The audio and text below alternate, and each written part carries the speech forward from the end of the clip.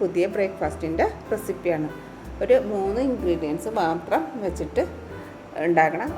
വളരെ എളുപ്പത്തിൽ ഉണ്ടാക്കണം. അതേപോലെ തന്നെ നല്ല ഹെൽത്തി ആയിട്ടുള്ള ഒരു ബ്രേക്ക്ഫാസ്റ്റിൻ്റെ റെസിപ്പിയാണ് ഞാൻ നിങ്ങളുമായിട്ട് ഷെയർ ചെയ്യണത്. നമുക്ക് നോക്കാം ഇതെങ്ങനെയാണ് ഉണ്ടാക്കണമെന്ന്. ഇതിനായിട്ട് നമുക്ക് 1 കപ്പ് റവയും 1/2 കപ്പ് തേങ്ങയും പിന്നെ കുറച്ച് ഈസ്റ്റും, അങ്ങനെ 3 ഇൻഗ്രീഡിയൻസ് ആണ് നമുക്ക് വേണ്ടത്. ഒരു മിക്സിയുടെ ജാറിലേക്ക് 1 കപ്പ് റവ ഇട്ടുകൊടുക്കുക. എന്നിട്ട് അതിലേക്ക് 1/2 കപ്പ് തേങ്ങയും ചേർത്ത് കൊടുക്കുക. ചിരകിയ തേങ്ങ ഞാൻ എടുത്തേക്കണത് 1/2 കപ്പ് തേങ്ങയാണ്. അപ്പോൾ അതും കൂടി ഇട്ട് കൊടുക്കുക. പിന്നെ വേണ്ടത് നമുക്ക് 1/4 ടീസ്പൂൺ ഈസ്റ്റ്, ഇൻസ്റ്റൻറ്റ് ഈസ്റ്റാണ് ഞാൻ എടുത്തേക്കണത്. അപ്പോൾ നമുക്ക് അതും ഇട്ട് കൊടുക്കാം. എന്നിട്ട് അതിന് ശേഷം അതിലേക്ക് 1 ടീസ്പൂൺ പഞ്ചസാര, അത് ഓപ്ഷണലാണ്, നിങ്ങൾക്ക് മധുരം വേണമെങ്കിൽ മാത്രം ഇട്ടാൽ മതി കേട്ടോ. ഇനി ഇതിലേക്ക് 1 കപ്പ് വെള്ളവും ചേർത്തിട്ട് നന്നായിട്ട് അരച്ചെടുക്കാം. അപ്പോൾ വെള്ളത്തിൻ്റെ അളവ് നിങ്ങൾ നോക്കിയിട്ട് വേണം ഒഴിച്ചു കൊടുക്കാൻ വേണ്ടിയിട്ട്. കാരണം വെള്ളം കൂടിയാലും അതേപോലെ തന്നെ കുറഞ്ഞിട്ടുണ്ടെങ്കിലും അപ്പം ശരിയാവില്ല. അപ്പോൾ ഇപ്പോൾ ഞാൻ ഏകദേശം 2 കപ്പോളം വെള്ളം ഞാൻ ഇതിൽ ചേർത്ത് കൊടുത്തിട്ടുണ്ട്. ആദ്യം 1 കപ്പ് ഒഴിച്ചു കൊടുത്ത് പിന്നെ 1/2 കപ്പ്, പിന്നെ ഞാൻ നോക്കി കഴിഞ്ഞപ്പോൾ കുറച്ചുകൂടെ കട്ടി തോന്നിയപ്പോൾ 1/2 കപ്പും കൂടെ ചേർത്ത് കൊടുത്തിട്ടുണ്ട്. അങ്ങനെ ടോട്ടലി 2 കപ്പ് വെള്ളം ഞാൻ ചേർത്ത് കൊടുത്തിട്ടുണ്ട് കേട്ടോ. ഇനി നമുക്കിത് ഫെർമെൻറ്റേഷന് വേണ്ടി മൂടി വെക്കാം. ഏകദേശം 10 മിനിറ്റ് മതി. അപ്പോഴേക്കും ഇത് നന്നായിട്ട് പൊന്തി വരും. പിന്നെ ക്ലൈമറ്റിനനുസരിച്ചിട്ട് ചില സമയത്ത് 1 അരമണിക്കൂറോളൊക്കെ എടുക്കും. അപ്പോൾ അത് നോക്കിയിട്ട് വേണം ചെയ്യാൻ വേണ്ടിയിട്ട്. അതേപോലെ തന്നെ എപ്പോഴും ഫ്രഷ് ആയിട്ടുള്ള ഈസ്റ്റ് ഉപയോഗിക്കാൻ ശ്രദ്ധിക്കുക.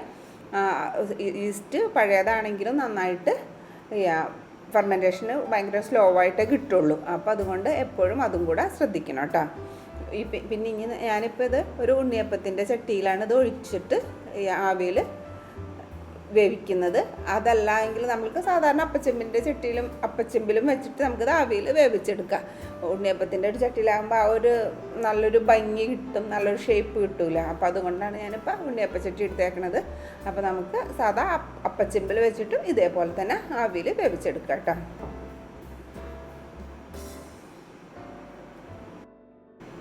ഇത് വേവാൻ വേണ്ടി കുറേ സമയമൊന്നും എടുക്കില്ല. ഒരു 10 മിനിറ്റ് തന്നെ മതിയാകും ഇത് വെന്ത് കിട്ടാൻ വേണ്ടിയിട്ട്.